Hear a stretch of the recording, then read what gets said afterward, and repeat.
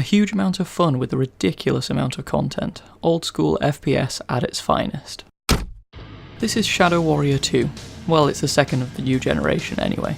This is traditional FPS action, except with a few tinges of open world sandbox thrown in to provide huge amounts of content. It's like Serious Sam crossed with 2009 Wolfenstein. The story follows on from the last game. Lo Wang is now working for the Yakuza, but after taking on a mission which ends up with the boss's daughter's soul being fused into his body, he is now once again wrapped up in the disturbing, twisted and sordid affairs of the immortal gods. Anyone that is familiar with the series will already know that it's very tongue-in-cheek, packed with dick jokes, and has some of the best katana fighting action going. This is more of the same with little tweaks here and there to make it that little bit more exciting. We'll start off by talking about the gameplay itself. You have all your usual movement commands seen in every other game, but you also have a couple of quirks. Like the dash function seen in the Redux version of Hard Reset, this is a vital tool and is often faster than using the sprint function to get around. And you also get a double jump and ledge climbing ability, similar to those seen in the most recent incarnation of Doom. But you also get several different special attacks to go with your katana, which makes melee a very viable tool, unlike in most other FPS games. These are activated by tapping a direction followed by the right mouse button, and can also be charged by holding the right mouse button down for a bit longer.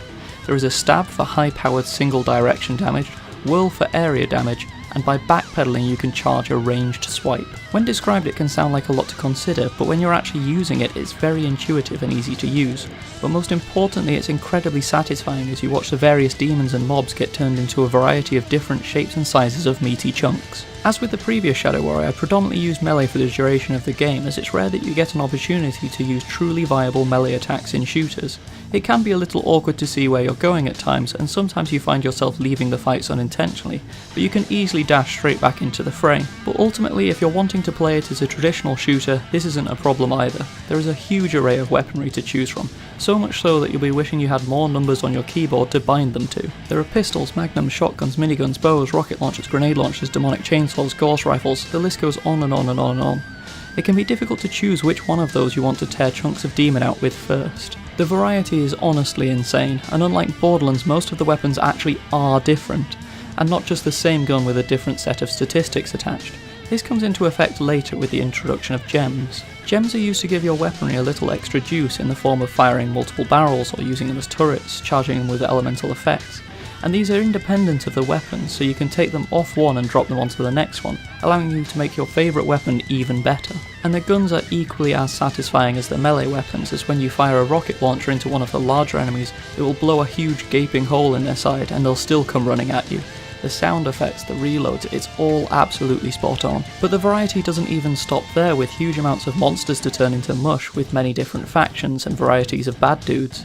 Admittedly, some of them are just reskins of each other, as the Zilla Corporation have robotized some of the demons to do their bidding. But hey, the more variety the better. The level system is laid out over a map and you get main story missions and side missions, which is where the similarities to 2009 Wolfenstein lie, as you have this pseudo open world experience where you can choose to roam around a little bit, but ultimately you're still following a story. This is where I fell into a little bit of a trap, as the levels are laid out in such a way that you have a main mission pinpointed on the map, but you can choose to get there by following any route you want. And originally I was attempting to clear out every area, find all the boxes and kill all of the monsters, but these all respawn as you get back around. It's not necessarily a bad thing, as the fun is in the fighting, and it just meant I was fighting for much longer. But the most effective way to get through the levels is to find the little side boss objective which isn't marked on the map, get the kill, which usually has a weapon, skill or gem associated, and then go back onto the main reason that you're actually there. Oh yeah, and there's skills and experience too, of which can improve your weapons, your special attacks, health pools, chi-based attacks. The amount of options and content is mind-bending, and far more than I've seen in any shooter ever before. The entire thing took me 20 hours to complete in total, and that was including completing all of the side missions and killing all of the side bosses. But if you were to just storm through the main story, it would probably be more like 10 hours of content. It's a series which I feel is frequently overlooked, and I'm not entirely sure why. It has so much to offer and it does so many things better than the top games in the genre. I can understand that some people may not appreciate the humour, but the gameplay more than makes up for any of the misgivings. Personally, I find it to be funny and an absolute blast. I could quite happily continue playing it, and with the addition of multiplayer I suspect that I will play it more in the near future. It's one that deserves more attention than it gets, and I couldn't recommend it to fellow old school shooter fans more.